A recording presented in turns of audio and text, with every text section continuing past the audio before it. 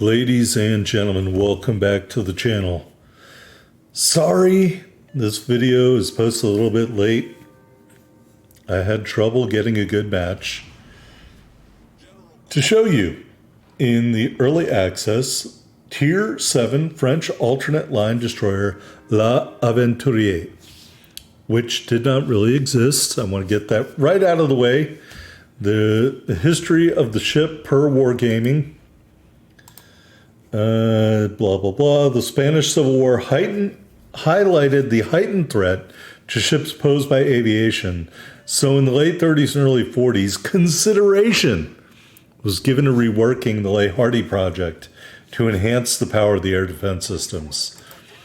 So that's what they're calling this. This is just a consideration that turned into a ship in the game. All right. I think this is called Neighbors. I should know. It's one of the oldest maps in the game. All right. Thankfully, that guy moved. While we're driving around, and I'm going to launch torpedoes here in a second, forget about the fake wargaming version of L'Aventurier.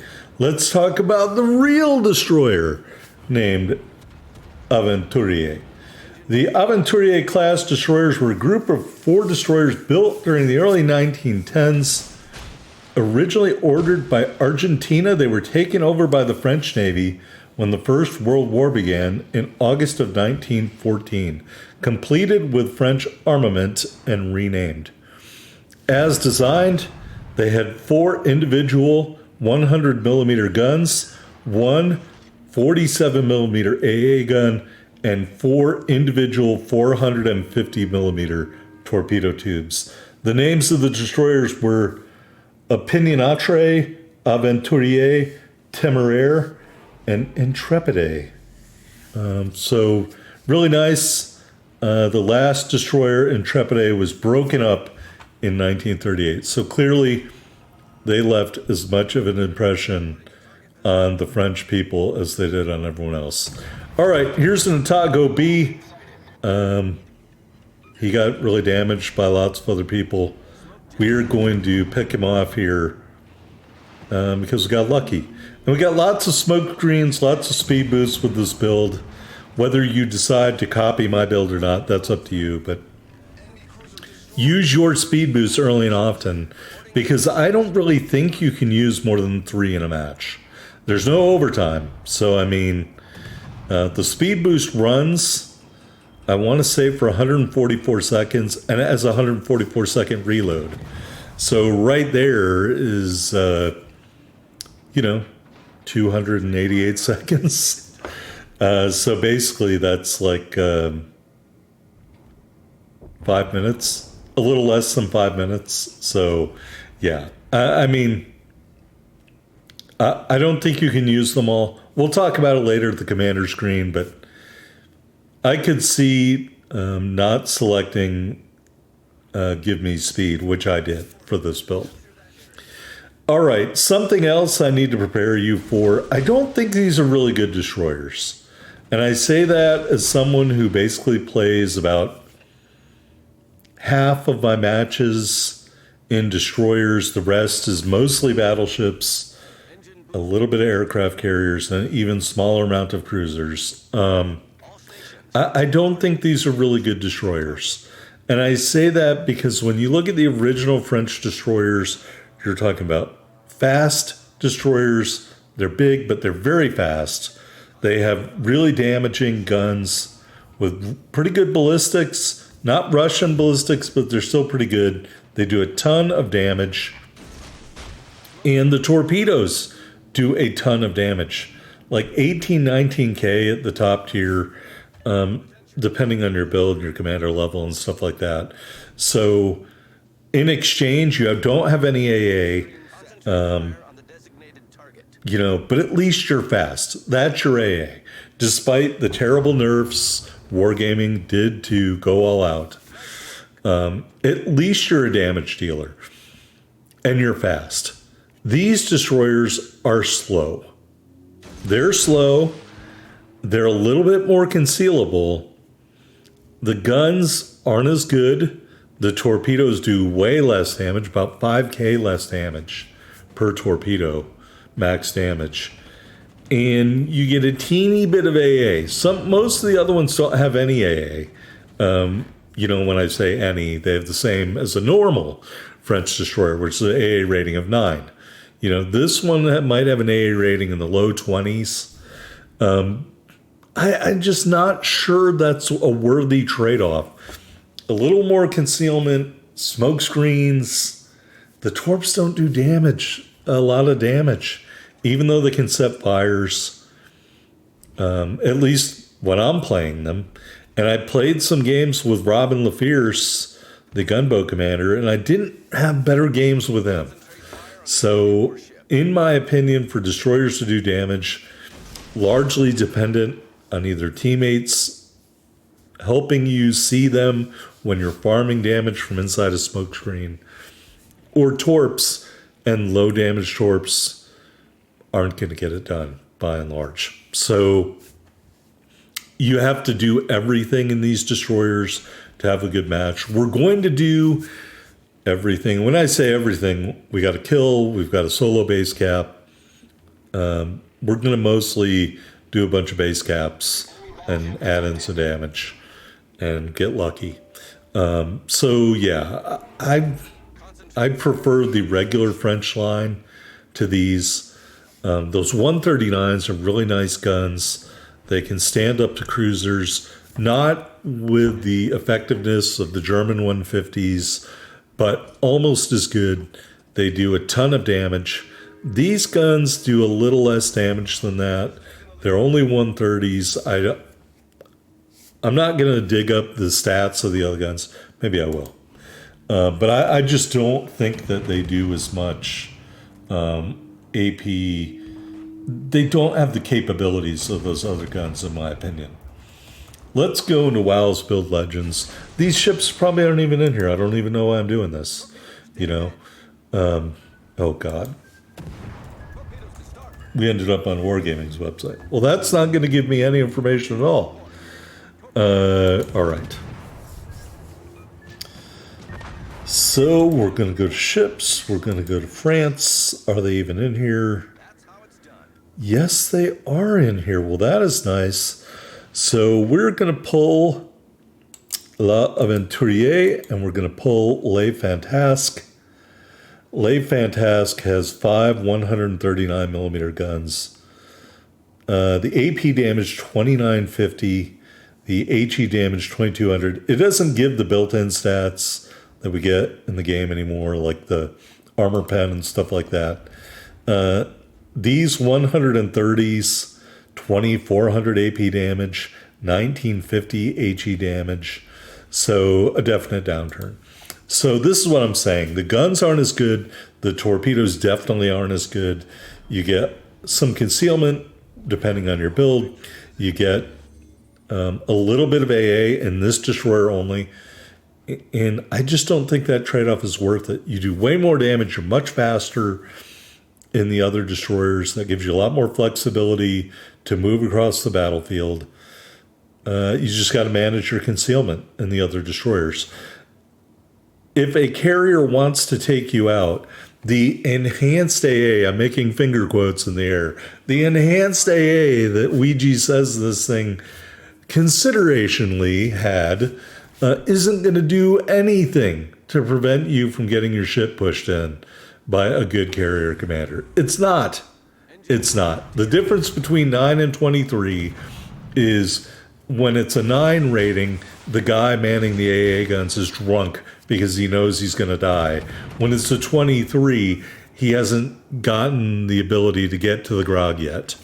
So, as we watch the Chkalov get crushed here, I just don't think these are good destroyers. I don't. They're a change of pace. That's nice, but they're not very great. All right. Anyway, I'm flailing, trying to get this last kill. We're not going to get it.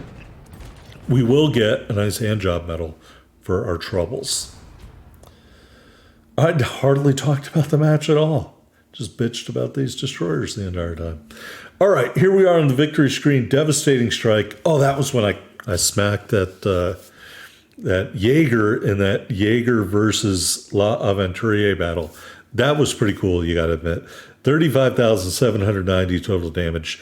2 solo base caps, 1 assisted base cap. It's the bulk of the XP here, and a couple of kills. We end up with 340,295 silver, 8,400 ship XP, 8,900 commander XP in La Aventurier. And there we are at the top of the board. 1 medal, 2 kills, 2774 base XP. Don't expect this kind of outcome in La Aventurier.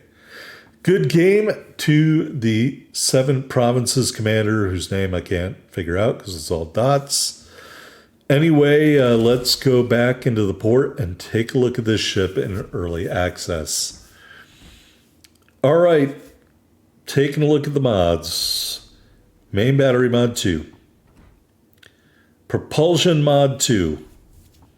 Concealment system mod 1.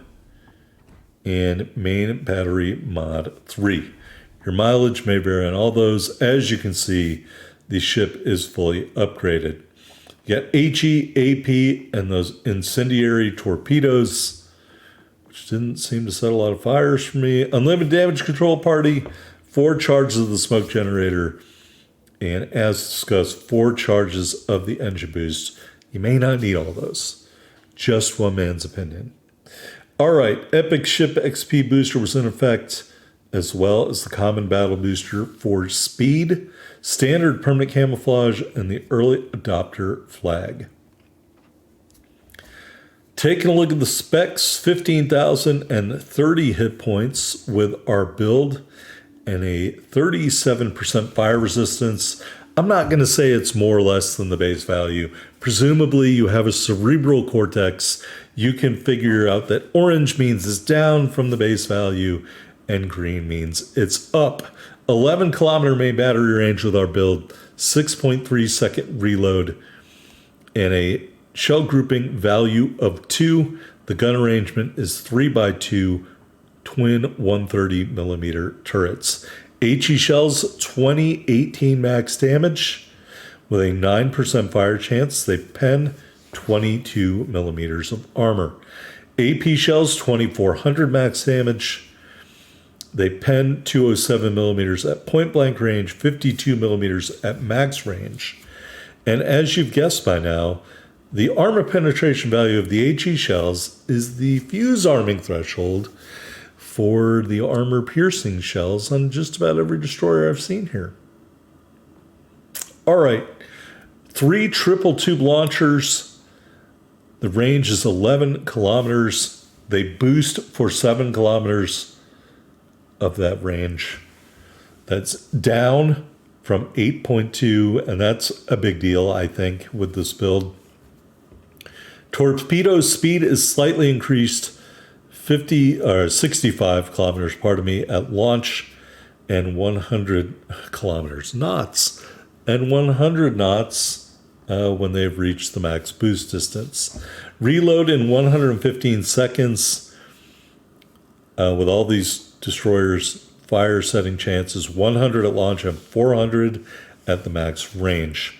Max damage 13,876, and you can tell. The detectability at launch is 1.2 kilometers, gradually increases up to 2,100 meters at max range. Arming distance 205 meters. All right, we talked about the AA defense.